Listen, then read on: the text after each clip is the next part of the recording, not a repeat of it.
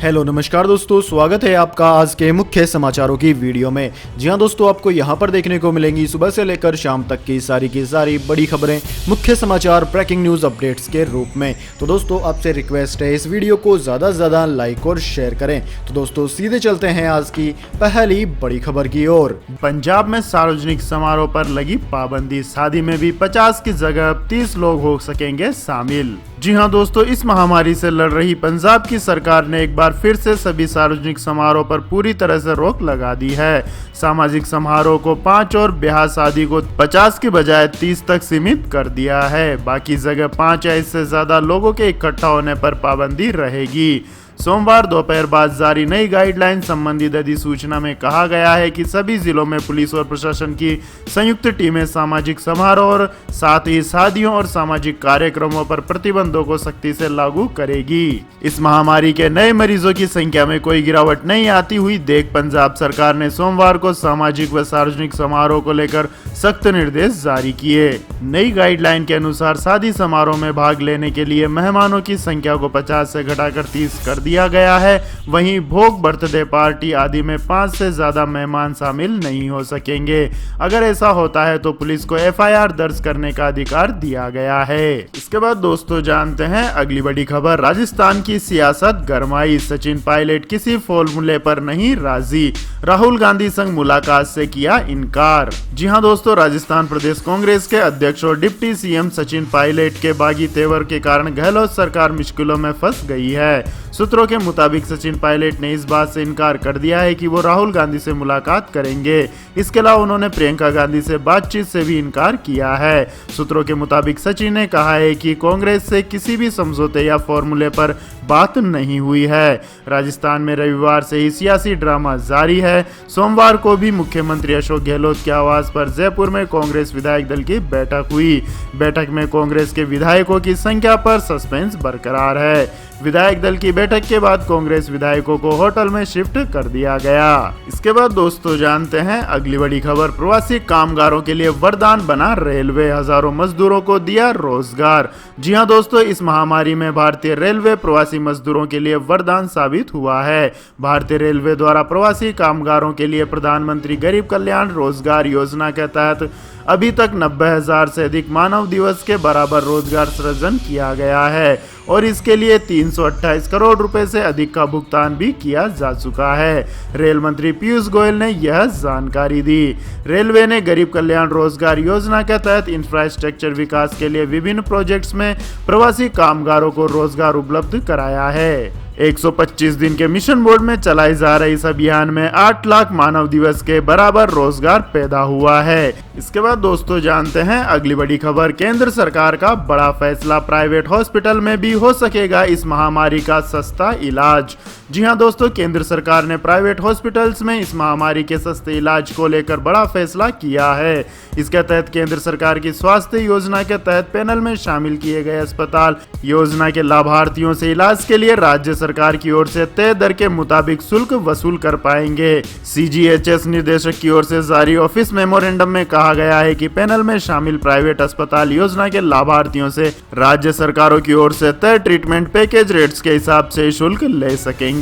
इसके बाद दोस्तों जानते हैं अगली बड़ी खबर। चीन ने अमेरिकी सेनेटरों पर लगाया बैन, उइगर मुसलमानों पर अत्याचार को लेकर लगाए गए प्रतिबंध का जवाब। जी हां दोस्तों, चीन ने सोमवार को कहा है कि वह अमेरिकी सेनेटरों मार्को रूबियो और टेड क्रूज के अलावा धार्मिक स्वतंत्रता संबंधित राजदूत सैम ब्राउनबेक तथा क्रिस स्मिथ के प्रवेश पर प्रतिबंध लगाएगा। चीन ने यह प्रतिबंध अल्पसंख्यक समूहों और लोगों के पंथ के प्रति सत्तारूढ़ चीनी कम्युनिस्ट पार्टी की नीतियों की उनकी आलोचना को लेकर लगाया है। विदेश मंत्रालय की प्रवक्ता हुआ चूनिंग ने कहा है कि अमेरिका द्वारा की गई कार्रवाइयों से चीनी अमेरिका संबंधों को गंभीर नुकसान पहुंचा है और चीन इसे अपने आंतरिक मामलों में हस्तक्षेप के रूप में देखता है। उन्होंने कहा है कि चीन इसके खिलाफ अपनी राष्ट्रीय संप्रभुता बनाए रखने के लिए दृढ़ है। इसके बाद दोस्तों जानते हैं अगली बड़ी खबर। नेपाल में भारतीय चैनलों की डिमांड को लेकर हटाना पड़ा बैन। जी हां दोस्तों, नेपाल में भारतीय न्यूज चैनलों पर लगे बैन को अब हटा दिया गया है। सभी केबल ऑपरेटर्स ने रविवार शाम से भारतीय न्यूज चैनलों का प्रसारण शुरू कर दिया है। मैक्स डिजिटल टेलीविजन के वाइस चेयरपर्सन दुर्बा शर्मा ने केबल ऑपरेटरों के साथ बैठक के बाद यह प्रतिबंध हटाने का फैसला किया है। उन्होंने बताया कि कुछ आपत्तिजनक कार्यक्रम दिखाने वाले चैनलों के प्रसारण पर अभी भी प्रतिबंध लगा हुआ है। आपको बता दें कि कुछ दिन पहले प्रधानमंत्री केपी शर्मा ओली और चीनी राजदूत को लेकर किए गए कवरेज से नाराज होकर नेपाल में भारतीय चैनलों को बैन कर दिया गया था। आपकी जानकारी के लिए बता दें दोस्तों, बड़ी संख्या में नेपाली दर्शकों ने भारतीय न्यूज चैनलों को सब्सक्राइब कर रखा है और इसके दबाव के आगे झुकते हुए नेपाल के केबल ऑपरेटरों को मजबूरन यह फैसला लेना पड़ा। दुर्बा शर्मा ने कहा है कि जिन भारतीय न्यूज चैनलों को नेपाल में प्रसारण की अनुमति दी गई है, अगर उन्हें दोबारा आपत्तिजनक सामग्री दिखाए तो उन्हें फिर बैन कर दिया जाएगा। इसके बाद दोस्तों जानते हैं अगली बड़ी खबर। लेकिन दोस्तों, अगली खबर जानने से पहले आप लोगों से गुजारिश है कि इस वीडियो में दिखाई गई खबरें अगर आपको पसंद आई हो तो इस वीडियो को लाइक करें, कमेंट करें और हमारे चैनल को सब्सक्राइब करें। तो दोस्तों जानते हैं अगली बड़ी खबर। रूस ने किया दुनिया की पहली वैक्सीन का सफल परीक्षण, इंसानों के लिए पूरी तरह है सुरक्षित। जी हां दोस्तों, रूस की सेचेनोव यूनिवर्सिटी में रविवार को दुनिया की पहली वायरस वैक्सीन का सफलतापूर्वक परीक्षण पूरा हुआ। ट्रांसलेशन मेडिसिन एवं बायोटेक्नोलॉजी व्यूतिम तारासोव संस्थान के निदेशक ने बताया कि जिन लोगों पर इस वैक्सीन का परीक्षण किया गया है उनमें से पहले समूह को बुधवार को तथा दूसरे समूह को 20 जुलाई को अस्पताल से छुट्टी दी जाएगी। उन्होंने कहा है कि सेचेनोव यूनिवर्सिटी ने स्वयंसेवियों द्वारा विश्व की पहली वायरस वैक्सीन का सफलतापूर्वक परीक्षण पूरा कर लिया है। रूस के the Gamaleya institute of epidemiology and microbiology द्वारा विकसित की गई वैक्सीन के चिकित्सीय परीक्षण की शुरुआत 18 जून से हुई थी। इसके बाद दोस्तों जानते हैं अगली बड़ी खबर। नेपाल के पीएम ओली का बेतुका बयान, कहा भारत में है नकली अयोध्या, भगवान राम है नेपाली।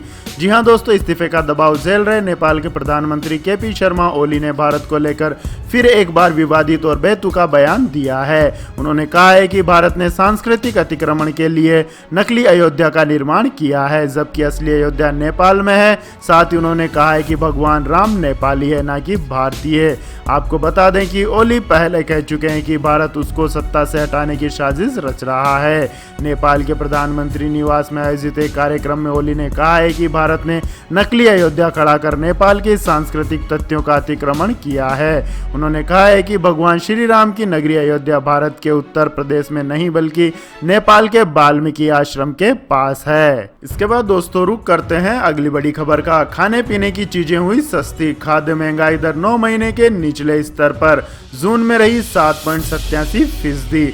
जी हां दोस्तों, इस महामारी के संकट के बीच आम लोगों के लिए राहत की बात है कि खाद्य महंगाई 9 महीने के निचले स्तर पर पहुंच गई है। आसान शब्दों में समझे तो खाने पीने की चीजों के दाम घट गए हैं। केंद्रीय सांख्यिकीय कार्यालय की ओर से जारी आंकड़ों के मुताबिक जून 2020 में खाद्य महंगाई दर 7.87% हो गई, जो मई में 9.2% पर पहुंच गई थी। सीएसओ के मुताबिक लॉकडाउन में ढील के बाद खाने पीने की चीजों की आपूर्ति सुचारू होने के कारण ऐसा हो पाया है। इसके बाद दोस्तों जानते हैं अगली बड़ी खबर। किसानों की आमदनी बढ़ाने के लिए सरकार लगा सकती है कीटनाशकों के इस्तेमाल पर रोक। जी हां दोस्तों, भारत सरकार ने खेती के काम में आने वाले 27 कीटनाशकों को प्रतिबंधित करने का फैसला किया है और इसके लिए 14 मई 2020 को अधिसूचना का मसौदा जारी कर दिया गया है। सरकार ने इस पर लोगों को चर्चा करने और अपनी राय देने के लिए 45 दिनों का समय दिया है और जैसे कि संभावना थी, कीटनाशक उद्योग अपनी पूरी ताकत से इस अधिसूचना के खिलाफ हर तरह की लॉबिंग कर रहा है। देखने वाली बात यह है कि रसायन और उर्वरक मंत्रालय ने भी कृषि एवं किसान कल्याण मंत्रालय को पत्र लिखकर लगभग सभी भाषा में इस कदम का विरोध किया है, जिस भाषा में उद्योग जगत इसके खिलाफ कमर कस रहा है। इसके बाद दोस्तों जानते हैं अगली बड़ी खबर। नेपाल के गृह मंत्री ने भारत पर लगाया आरोप, कहा बांध, तटबंध और सड़क बनाकर हमें डुबो दिया। जी हां दोस्तों, भारत को लेकर नेपाल की चिढ़ बढ़ती जा रही है। वह हर बात के लिए भारत को कोसने में लगा है। अब नेपाल की कम्युनिस्ट पार्टी ने नया राग बाढ़ को लेकर अलापा है। एनसीपी ने कहा है कि भारत ने नेपाल और भारत की सीमा पर सड़क बनाकर हमें डुबो दिया है। हालांकि सच्चाई यह है कि नेपाल के हर साल अचानक बड़ी मात्रा में पानी छोड़े जाने की वजह से उत्तर बिहार के इलाके में भारी जान माल का नुकसान होता है। नेपाल के गृह मंत्री राम बहादुर थापा ने वहां इस साल आई बाढ़ के लिए भारत को दोषी बताया है। गृह मंत्री थापा ने सोमवार को कहा है कि भारत ने सीमा के समानांतर सड़कें और अन्य इंफ्रास्ट्रक्चर का निर्माण करके पानी की निकासी रोक दी है और नेपाल को डुबो दिया है। उन्होंने भारत पर कई तरह के आरोप लगाते हुए कहा है कि नेपाल से बहने वाली नदियों से छेड़छाड़ करता रहा और बाढ़ को रोकने के लिए हुई संधियों का भी भारत ने उल्लंघन किया है। इसके बाद दोस्तों जानते हैं आज के मौसम समाचार। तो दोस्तों अगले 24 घंटों के दौरान पश्चिम बंगाल, सिक्किम, बिहार, असम, कोंकण, गोवा, तमिलनाडु, आंध्र प्रदेश, उड़ीसा के तटीय भागों, अंडमान व निकोबार द्वीप समूह में कुछ स्थानों पर जबकि गुजरात में 1-2 जगहों पर मध्यम से भारी बारिश होने की उम्मीद है।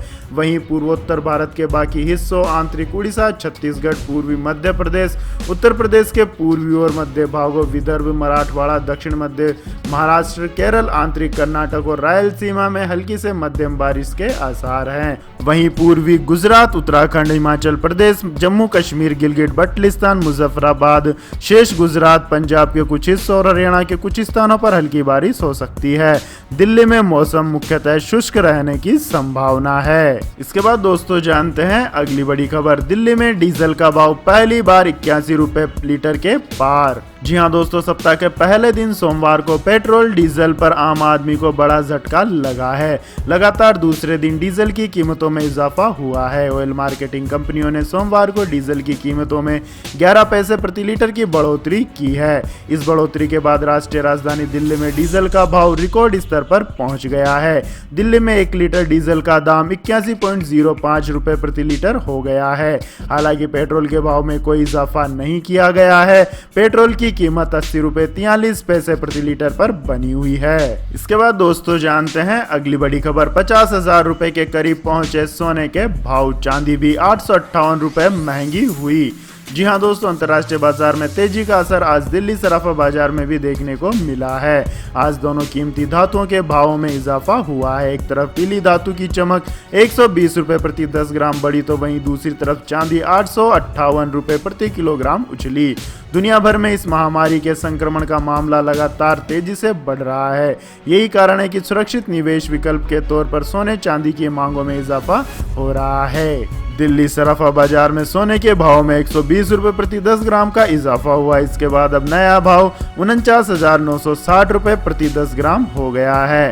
वहीं चांदी के भाव में 858 रुपए प्रति किलोग्राम की वृद्धि हुई, जिससे इसका नया भाव 53,230 रुपए प्रति किलोग्राम हो गया है। इसके बाद दोस्तों जानते हैं अगली बड़ी खबर। फिक्स्ड डिपॉजिट पर चाहिए ज्यादा ब्याज तो इंडसइंड और यस बैंक सहित इन 10 बैंकों में कर सकते हैं निवेश। जी हां दोस्तों, अगर आप बैंक में फिक्स्ड डिपॉजिट करने का प्लान कर रहे हैं और किसी ऐसे बैंक में पैसा निवेश करना चाहते हैं जहां आपको अच्छा ब्याज मिले, तो कई बैंक ऐसे हैं जो एफडी पर बड़े बैंकों से ज़्यादा ब्याज दे रहे हैं। हम आपको ऐसे ही 10 बैंकों के बारे में बताते हैं। यह बैंक आपको 1 साल की फिक्स्ड डिपॉजिट पर 7% तक की ब्याज दर उपलब्ध करा रहे हैं। इसमें पहले नंबर पर IDFC फर्स्ट बैंक है जो 7.25% की ब्याज दर दे रहा है। वहीं दूसरे नंबर पर RBL bank, IndusInd bank, Ujjivan small finance bank, DCB bank, yes bank, AU small financing bank, standard chartered bank, बंधन बैंक और IDBI बैंक शामिल हैं, जो 5.70% से लेकर 7.25% तक की ब्याज दर प्रति वर्ष के हिसाब से दे रहे हैं। इसके बाद दोस्तों रुक करते हैं अगली बड़ी खबर का। गूगल भारत में करेगा 75,000 करोड़ रुपए निवेश।